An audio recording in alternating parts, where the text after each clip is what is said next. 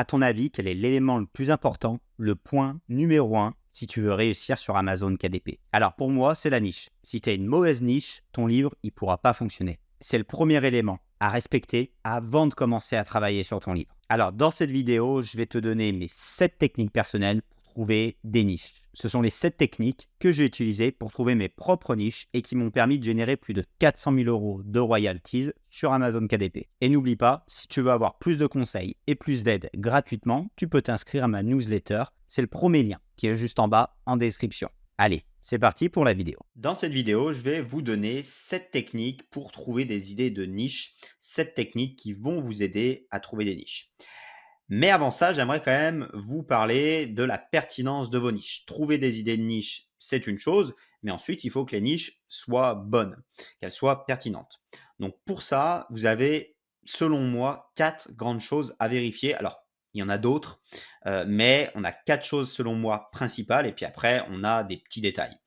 Donc, quand vous trouvez une niche, vous devez vérifier qu'il n'y ait pas trop de concurrents. Donc ça, c'est la première chose. Donc souvent, ce qu'on fait, eh bien, on se fie au nombre de résultats là. C'est plus ou moins vrai ce nombre de résultats, mais au moins ça donne un ordre d'idée. Après, il y a des logiciels autrement qui vous donnent le nombre de résultats comme Helium 10. Il y a simplement aussi le fait d'aller voir le nombre de concurrents, etc. que vous avez. Donc, vérifiez le nombre de concurrents, pas trop de concurrents, et vérifiez la demande sur la niche. Donc pour ça, eh bien, vous pouvez regarder les ventes de vos concurrents. Est-ce que vos concurrents y vendent? Déjà, ça peut être une indication. Ça, vous prenez simplement le BSR de vos concurrents, hein, le classement de vos concurrents. Donc ça, c'est la première indication. Vous pouvez aussi utiliser des logiciels comme Helium 10 qui va vous donner le volume de recherche. Ou même, ce que vous pouvez faire, c'est utiliser Google Trends pour voir les volumes de recherche tout simplement sur Google. Donc ça, c'est très important. Vérifier le nombre de concurrents, la demande. Les 2 premiers points. Troisième point, ce que vous devez vérifier, c'est la marge, d'avoir une marge suffisante pour votre livre, ce qui va vous permettre derrière d'investir déjà de l'argent pour créer votre livre et puis surtout pour faire le marketing derrière de votre livre, pour faire de la publicité sur Amazon ou sur d'autres plateformes, eh bien, il vous faut une marge suffisante. Donc ça, c'est très important. Et le quatrième point que je rajouterais, même si encore une fois on pourrait en rajouter d'autres, mais le quatrième point qui me semble selon moi important, c'est de regarder la qualité de vos concurrents et comment vous allez pouvoir vous différencier, ce que vous allez pouvoir apporter de nouveau sur la niche. Sur la niche, si tout a déjà été fait, ça va être dur de se démarquer. Donc regardez la qualité de vos concurrents et regardez ce que vous pouvez apporter de plus, de mieux. S'ils ont des mauvais avis, vous pouvez tout simplement faire un livre qui est plus qualitatif. S'ils font un livre en noir et blanc, peut-être que vous pouvez faire de la couleur. Si le livre fait 100 pages, peut-être que vous pouvez faire 200 pages. Regardez les avis, regardez les différents livres qu'ont vos concurrents, etc. Regardez leur prix, étudiez vos concurrents et dites-vous, est-ce que je vais pouvoir faire quelque chose de mieux? Comment je vais pouvoir améliorer le produit? Donc, c'est vraiment ça. Parce que si vous faites finalement le même produit, ça va être difficile d'aller le dépasser parce que cette personne-là est déjà référencée sur Amazon. Vous arrivez, vous êtes neuf, vous devez faire quelque chose finalement de mieux. Plus belle couverture, plus de valeur, plus de pages, de la couleur, je ne sais pas, trouver quelque chose, mais améliorer finalement le produit. Voilà, donc ça, c'est les 4 points importants. Une fois que pour moi, vous avez vérifié ça, même si encore une fois, on pourrait vérifier d'autres choses, la saisonnalité et plein d'autres choses sur la niche. Déjà, si vous vérifiez ces 4 points, déjà, c'est pas mal. Et là, après, vous pouvez vous dire comment trouver des idées de niche. Et du coup, c'est ce que je vais vous présenter dans cette vidéo. Alors, la première chose qu'on pourrait se dire, c'est, du coup, c'est la solution que tout le monde fait, hein, c'est j'ai une idée de niche, je vais faire ça. C'est la solution que font la plupart des débutants. Ils ont une idée. Tiens, moi j'aime bien la pêche, je vais faire un livre sur la pêche. Moi j'aime bien la musculation, je vais faire un livre sur la musculation. J'aime bien ci, j'aime bien ça. Donc ça, c'est un petit peu la technique de la chance. Vous avez une idée, vous la tapez dans la barre de recherche, puis après vous vérifiez si c'est une bonne idée ou pas, suivant les 4 critères que j'ai énoncés précédemment. Alors, c'est un petit peu la technique de la chance parce que là, vous allez finalement au feeling. C'est un ami qui vous l'a dit, c'est vous qui y pensez, mais voilà, il n'y a pas plus de recherche que ça. Vous tapez par exemple livre de musculation et c'est plus ou moins une bonne idée. Et puis après, vous fouillez, bien entendu, hein, souvent on ne s'arrête pas là, on se dit, après, peut-être que je clique sur les concurrents, qu'est-ce qu'ils proposent comme livre, etc. Qu'est-ce qui existe ici? La musculation, l'anatomie, comment se muscler, l'haltérophilie chinoise, etc. Vous voyez, on peut aller un petit peu plus loin, mais souvent, on va dire que c'est la technique de la chance. C'est la technique que tout le monde fait. Mais bon, j'étais quand même obligé de vous en parler, ou simplement, on vient taper notre idée. Souvent, ça marche pas très bien en fait, hein, parce que voilà, c'est une idée un petit peu au hasard comme ça. Il y a peu de chances que ça soit une bonne solution. Et souvent, quand vous allez après étudier les 4 critères que je vous présentais, vous allez vous dire non, c'est pas une bonne option. Voilà. N'hésitez pas, vous le faites quand même si vous avez une idée, allez vérifier, ça vaut le coup d'aller quand même vérifier, cliquez sur vos concurrents et vérifiez vos 4 critères. Je vous rappelle le nombre de concurrents, est-ce que vos concurrents y vendent, la marge, par exemple ici sur un livre de coloriage, on n'a pas assez de marge, on est à 6 euros, 5 euros, on n'a pas assez de marge, la qualité de vos concurrents, et si c'est ça, vous validez ou pas la niche. Donc voilà, première technique, vous tapez ce qui vous plaît dans la barre de recherche. Vous allez voir les techniques que je vous présente ici, elles sont selon moi de mieux en mieux. Donc la première technique, c'était entre guillemets la plus pourrie, hein, la technique que tout le monde fait. Vous allez voir petit à petit, eh bien, les techniques seront de plus en plus perfectionnées. Deuxième solution, c'est d'utiliser l'actualité. Alors l'actualité, ça peut quand même bien marcher. Vous entendez quelque chose à la télé, aux infos, à la radio, dans un film, et vous vous dites, peut-être que je peux faire quelque chose là-dessus. Alors là, l'avantage, c'est que vous allez un peu voguer sur une tendance. Je ne sais pas si vous voyez un reportage sur le régime Intel, bien certainement qu'il y a une tendance et peut-être que vous pouvez faire un livre qui va fonctionner pendant 1, 2, 3, 4, 5 ans parce qu'il y a une tendance qui va se dégager. Donc ça peut être super intéressant. Là, j'ai pris le cas, par exemple, des Jeux Olympiques. Il y a les Jeux Olympiques qui arrivent. On pourrait se dire, il y a peut-être un livre à faire dessus parce que pendant 6 mois, 1 an, 18 mois, eh bien, c'est quelque chose qui va bien fonctionner. Donc, ça peut être une très bonne idée. Bien entendu, après, il faut vérifier les critères. Est-ce que c'est une bonne idée de niche, le potentiel de la niche, le nombre de concurrents, etc. Là, attention, hein, cet exemple, je l'ai pris exprès parce que Jeux Olympiques, c'est déposé, donc vous ne pouvez pas faire de livres sur les Jeux Olympiques. Les livres qui ont été faits ici, eh bien, ils prennent un risque assez important de se faire clôturer potentiellement leur livre, bloquer leur livre ou clôturer leur compte. Voilà, mais autrement, sur l'actualité, on pourrait imaginer plein de choses. Par exemple, s'il va y avoir les élections, dans pas longtemps, on a les élections européennes, peut-être qu'on pourrait se faire un livre sur la politique. Est-ce que c'est possible? Je vérifie après les 4 critères, la concurrence, le volume de recherche, etc., etc. Et peut-être que c'est une bonne idée, la politique. On va voir l'euro de foot, donc un livre sur le football. Vous voyez, tout ce qui est d'actualité, vous pouvez vous dire, est-ce que je peux en faire un livre? Moi, j'ai eu des bons résultats sur certaines thématiques, ça a bien fonctionné. Prenez une thématique, tout à l'heure, j'ai pris un exemple sur le régime. Si on commence à parler à la télé d'un régime miracle, la tendance va durer forcément plusieurs mois, plusieurs années. Prenez des thématiques qui ne sont pas très saisonnières. Prenez pas quelque chose qui va durer pendant une semaine. Prenez quelque chose qui va durer sur plusieurs mois. Voilà. Donc, actualité, ça marche pas mal. Ensuite, ce que vous pouvez trouver, troisième solution pour trouver des idées de niche, eh bien, c'est de regarder ce qui se fait à l'extérieur d'Amazon. Souvent, on n'y pense pas, souvent, on reste focus sur Amazon, mais à l'extérieur, il y a plein de choses qui se passent et qui ne sont pas forcément encore en place sur Amazon. Donc, n'hésitez pas. Vous pouvez regarder sur des sites comme la Fnac. Vous regardez, vous voyez, par exemple, là, j'ai tapé coloriage. Qu'est-ce qui existe comme coloriage?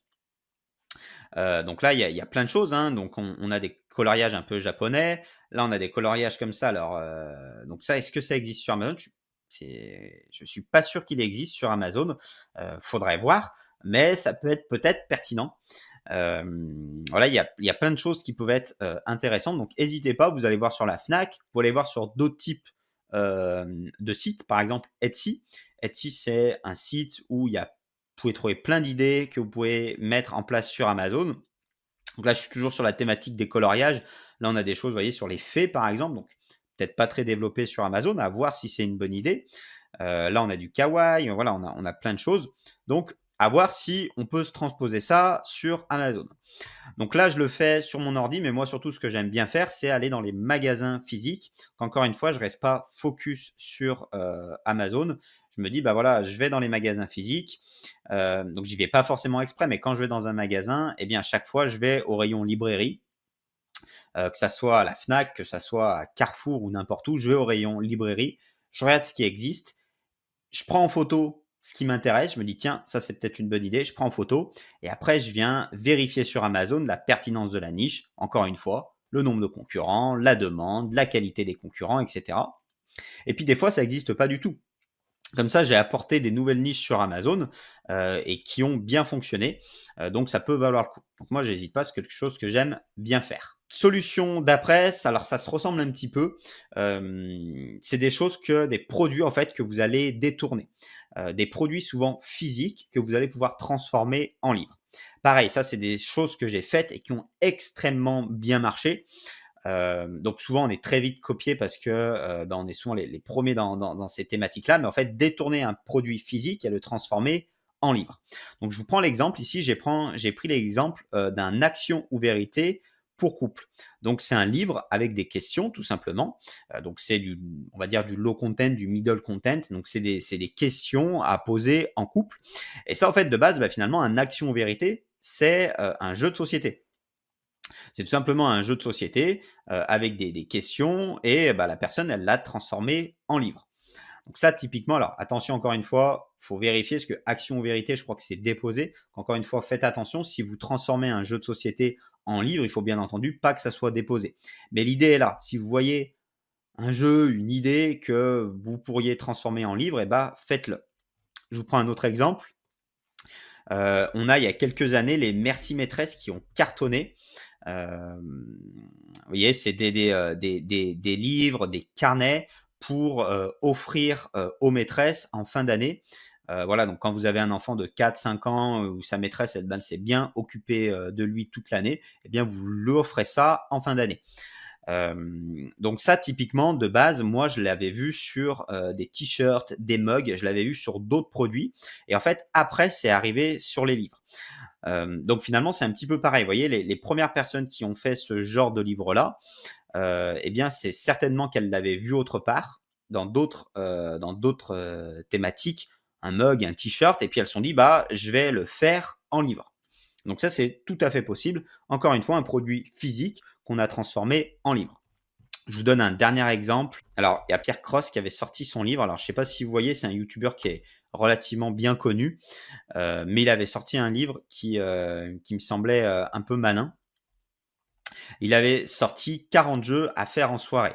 Donc ça, encore une fois, c'est quelque chose qu'on retrouve souvent, soit en jeu, soit sur application. On le retrouve par exemple sur des applications mobiles où on a des jeux à faire en soirée, des choses comme ça. C'est un petit peu la même chose. On pourrait se dire, l'application mobile, c'est du texte. Eh bien, je peux très bien le transposer en livre. Et donc là, c'est ce qu'il avait fait. Donc, un jeu de société, une application, quelque chose qui est transformé en livre. Et si le jeu de société, si l'application, elle fonctionne bien, si elle cartonne, vous faites un truc, bien sûr, en reprenant pas le même mot, parce qu'elle est certainement déposée, mais quelque chose qui va ressembler plus ou moins de près ou de loin. Vous savez que la thématique, elle l'intéresse. Potentiellement, ça peut fonctionner. En tout cas, voilà, moi, en détournant des produits physiques, en les transformant en livres, j'ai pu avoir d'excellents résultats. Donc, ça peut être une bonne idée. 6e astuce pour trouver des niches. Alors, je vous en ai déjà parlé, mais c'est quelque chose qui, moi, me semble essentiel, que je fais énormément. Eh bien, c'est d'aller sur le top des ventes. Donc, on va tout simplement dans la catégorie livres et on regarde le top 100. On regarde le top 100 et on regarde ce qui se vend le mieux. On regarde des grandes thématiques et on en essaye de déduire des tendances. Par exemple, si on a 4 livres sur la santé dans le top 100, on peut se dire peut-être qu'on peut faire un livre dans la santé, simplement en le sous-nichant, peut-être un livre sur le sport, peut-être sur le régime, etc. Mais ça nous donne en fait les grandes tendances et de ce qui marche actuellement. Donc moi, j'hésite pas de le faire, donc je le fais sur le top 100, mais j'hésite pas aussi à le faire par catégorie. Par exemple, si on va dans la catégorie livres pour enfants, eh bien, on va voir actuellement ce qui marche. Donc là, on a beaucoup de choses pour les étudiants et c'est des livres qui sont demandés souvent en classe. Donc, on va descendre un petit peu. Après, on a un petit peu des trucs connus sur Harry Potter, Disney qu'on ne pourra pas refaire. Mais quand on va commencer à arriver un peu plus bas, on aura certainement des choses plus intéressantes. Donc là, ça commence. Vous voyez, on a des choses pour apprendre à lire, apprendre à écrire, On a des journaux comme ça, on a des encyclopédies, voilà, on a des choses sur les jeux. Donc, vous voyez, ça, c'est par exemple, c'est sur les Jeux olympiques. Donc, ça reprend un peu la thématique de tout à l'heure, mais encore une fois, ça, on n'a pas le droit de le faire.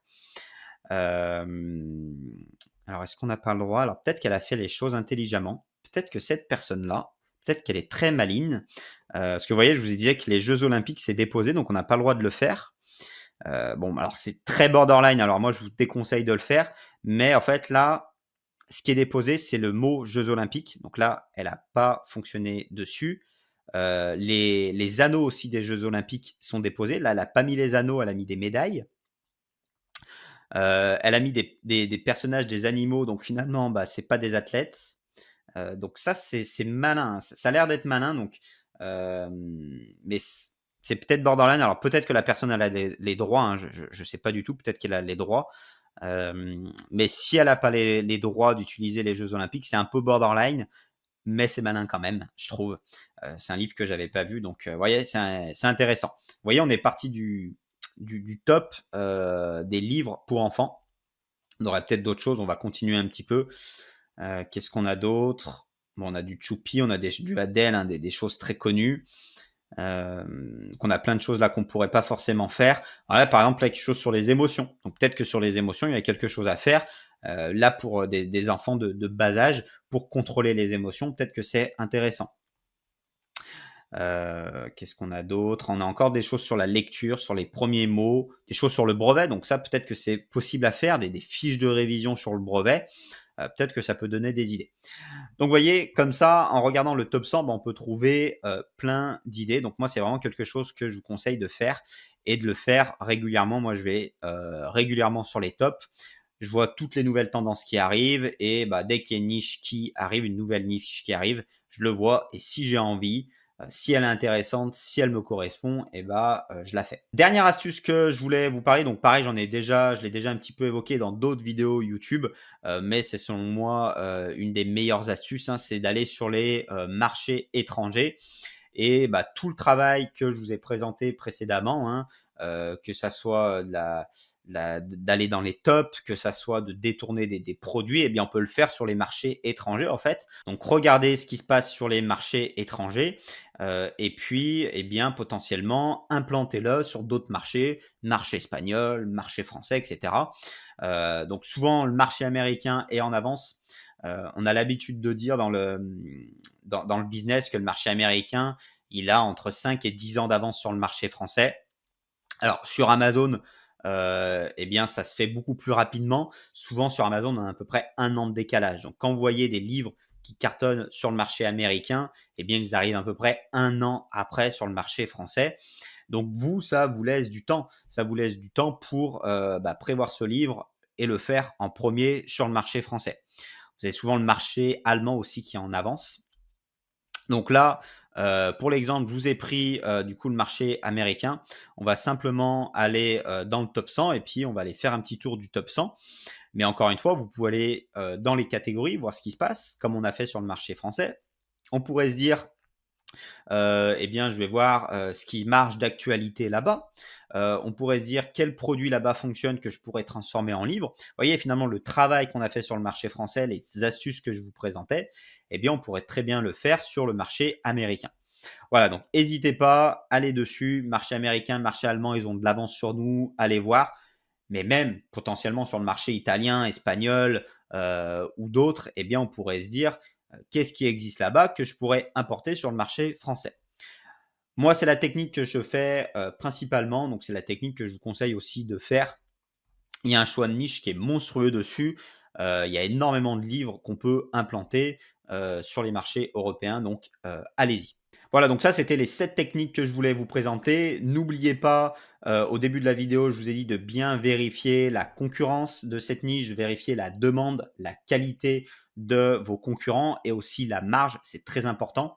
Et toutes ces techniques-là, eh bien, moi, je vous conseille de le faire régulièrement. Moi, de la recherche de niche, j'en fais chaque semaine. En fait, chaque semaine, je prends 1 heure, 2 heures. Je vais sur Amazon, je vais sur la Fnac et puis je fouille. Vous voyez, 2 heures par semaine, c'est pas énorme et ça me permet de voir toutes les tendances, les nouvelles niches qui arrivent, de voir le nouveau style de couverture qui arrive, voilà, d'être vraiment à la page. Je fais de la veille comme ça chaque semaine et moi, c'est ce que je vous conseille de faire. Donc, faites-le et utilisez toutes les techniques que je vous ai présentées et je suis persuadé que vous allez trouver plein d'idées de niche. Après, à vous de vérifier si elles sont bonnes, à vous de vérifier si elles vous correspondent. Moi, je ne fais pas toutes les niches, je fais ce qui me correspond le mieux, ce que j'aime le mieux faire. Et puis après, bah, il faudra travailler sur vos livres et bien entendu les publier au bon moment et puis faire votre marketing. Bien entendu, la niche, ça fait pas tout. Il y a tout un travail derrière à faire, mais partir sur une bonne niche, ça fait quand même une bonne partie du travail. C'est sûr que si vous n'avez pas de demande sur la niche, eh bien votre livre ne pourra jamais fonctionner. Voilà pour cette vidéo, j'espère que ça vous aura aidé. C'est quelque chose qu'on me demande souvent, même si j'avais déjà fait un petit peu des vidéos sur le sujet de recherche de niche, c'est quelque chose qu'on me demandait souvent, quelles sont les techniques. Donc j'avais envie de vous refaire une vidéo sur le sujet un petit peu plus complète. J'espère que ça vous aura plu et puis moi je vous dis à bientôt pour une prochaine vidéo. Allez, ciao!